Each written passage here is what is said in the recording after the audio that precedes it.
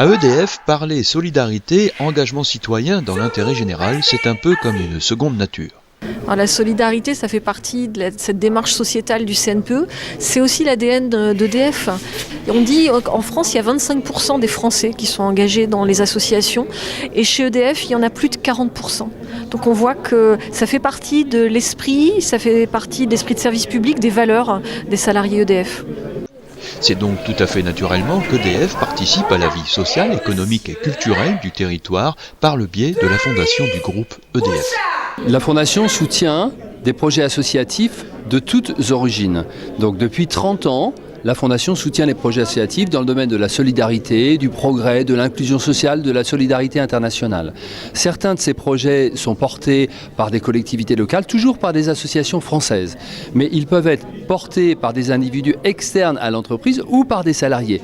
Bien évidemment, lorsqu'on a un corps social aussi engagé que le nôtre, on a naturellement des salariés qui viennent frapper à la porte de la Fondation.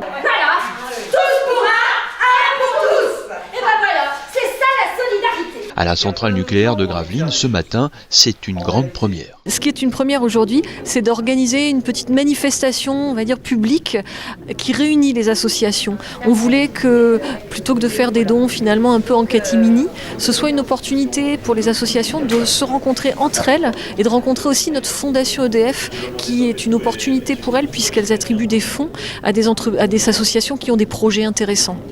Et ce matin-là, 2 antennes locales associatives ont été aidées par la remise d'un chèque à chacune d'elles pour leur action et leur engagement dans les causes qui sont les leurs. Les associations locales qu'on a choisi d'aider aujourd'hui, notamment le Téléthon, la FM et puis les Restos du Cœur.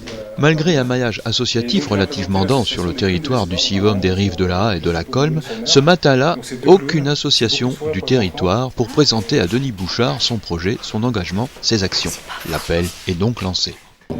Nous soutenons chaque année plusieurs dizaines de projets portés par un appel à projets salariés où nous recevons les associations, non seulement nous leur proposons un financement ou une aide technique parfois, mais aussi nous leur proposons de les aider à réfléchir parfois à leur gouvernance, à leur stratégie. Serait-on tenté de dire aux associations que si elles ont l'énergie d'un beau projet, la Fondation Groupe EDF pourrait bien être ce lien qui relie les hommes et les femmes de bonne volonté.